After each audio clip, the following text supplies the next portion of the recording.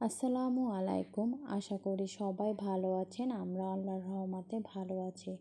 আজকে অনেক দিন পরে আবার আপনাদের মাঝে একটি ভিডিও নিয়ে আসলাম।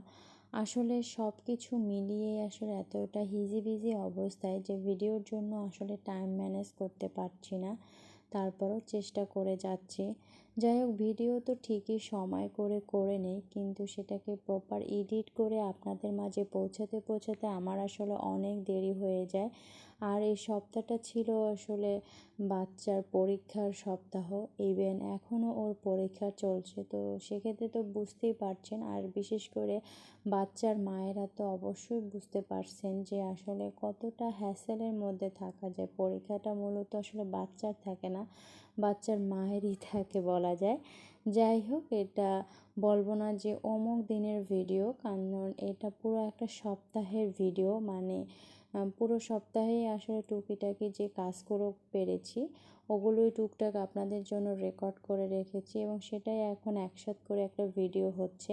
তো যাই হোক, এটা একদিনের ভিডিও। তো এখানে আমাদের বাসায় অনেকেই আছে যাদের আসলে কলাটা অনেক সময় নষ্ট হয়ে যায়, আমরা ফেলে দেই।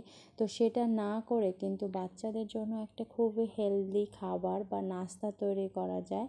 আমি এখানে আসলে গত ভিডিও যারা দেখেছেন তারা অবশ্যই খেয়াল করবেন, আমার মা আসলে অনেকগুলো কলা নিয়ে আসছিলো। তো আমরা মানুষ খুবই কম, তো এতগুলো আসলে কলা খেয়ে শেষ করতে পারিনি। তো কিছু কলা আর কি রয়ে গেছিলো, একটু নরম হয়ে গেছে। তো ওগুলোকে আমি ম্যাশ করে দেন তার ভিতরে ডিম, চিনি, সুজি, একটু ময়দা এগুলো দিয়ে একটা পিঠা বানানোর চেষ্টা করেছিলাম।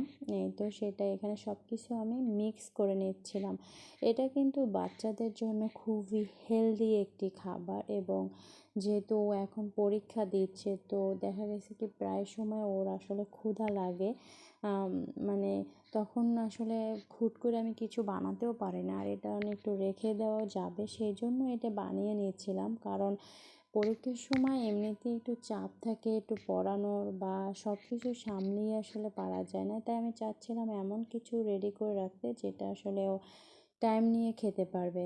তো আমি একটু টেস্ট বৃদ্ধি করার জন্য এখানে মানে গুড় দিচ্ছিলাম, আপনাদের বাসায় না থাকলে না দিলেও হবে।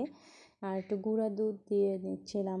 এই তো এটা আবার অন্য একদিনের ভিডিও, মানে ওর পরীক্ষা শেষ হয়ে আসার পরে আমি ভেজে দিয়েছিলাম, আর আগের দিন আমি সেটাকে ব্যাটারটা ফ্রিজে রেখে দিচ্ছিলাম।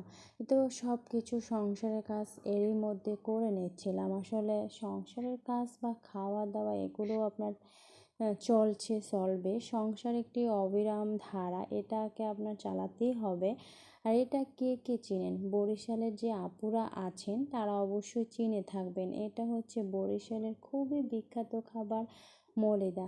আসলে আমার হাজব্যান্ড খুবই পছন্দ করে, তাই মা আসলেই আসলে এটা করে। আর যাই হোক, আজকে মলিদা খেতে খেতে আপনাদের কাছ থেকে আমি বিদায় নিচ্ছি।